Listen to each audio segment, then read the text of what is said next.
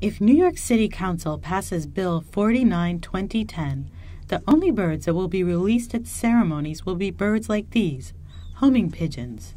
That's because any other kind of release ends badly. The most heartrending example of abuse of this was the September 11th first year anniversary. And that was right on the site. And they had, I don't know if it was 50 or 100, great numbers of birds that they threw up in the air. And those birds had not flown before and were not flyers, were not homers. They want the beautiful thought of wings flying to the sky. And these birds instead came crashing down onto the people in the crowd and into the river. Councilmember G. Oliver Coppell's office initiated legislation after a widely publicized incident in Queens last summer where approximately 100 white birds were released. While several birds died of exposure, many survived thanks to an all-out effort by a network of New York's animal rescuers.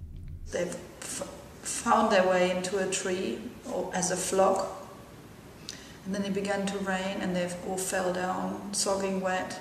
We could see that there were birds, small white birds, just huddled at the bases of numerous trees. And so the fact that they were on the ground really meant they were in trouble. They couldn't fly, they couldn't find food for themselves, they were just being rained on for days. They'd never experienced rain, they didn't know what it was, how to shelter properly. A lot of them were kind of in a daze, they were cold.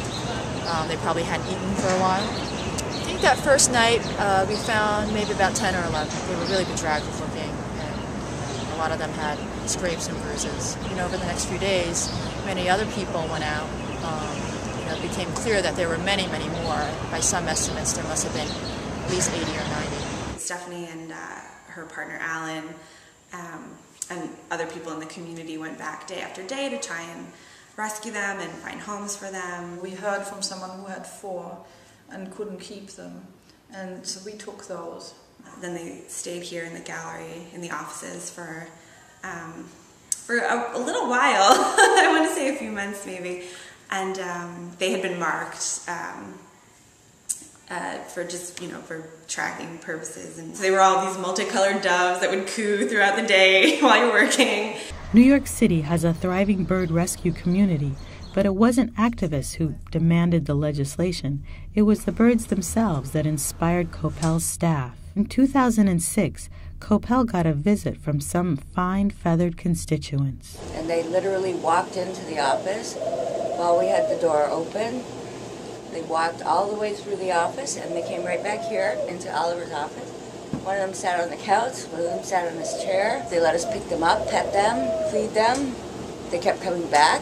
They'd be huddled outside and it was cold outside. And we said there's something wrong with these birds. It turned out that a neighboring resident was breeding the birds, ring-necked doves, but had moved out and left the birds behind, and the landlords evicted the birds. Not knowing they couldn't survive in the wild, and only 4 did. These lucky 4 were adopted by Councilmember Coppell and his staff. When they heard about the incident in Queens, they knew they had to do something. So they asked for expert advice when drafting the legislation. If for an event someone were to get homing birds that are true homers, they would release them there, the birds would fly up, they'd be beautiful, and they'd be home probably in half an hour. If you had a local business that truly had homers, that the birds know where they live, it would be fine. Rick Bonadis says the only birds he releases are specially trained homing pigeons. He's been raising and training birds since he was 12. He's in favor of the legislation. I think it'd be good for the overall business, the white dove release business, just because you won't hear the horror stories anymore of the priests chasing the birds around for the previous wedding, or the birds getting stuck in the park like they did in Queens. A former policeman and a current New York City fireman, Bonadis says many people don't know that homing birds are the only doves imprinted with an instinct to return to their roost. 90% of the people don't believe me that they come home. So then I make a little bet with them. I says, take a piece of paper, write a message on it, I'll put it in the bird's leg, and when the bird comes home, you got to pay me $100. And usually after that, they say, no, I believe you.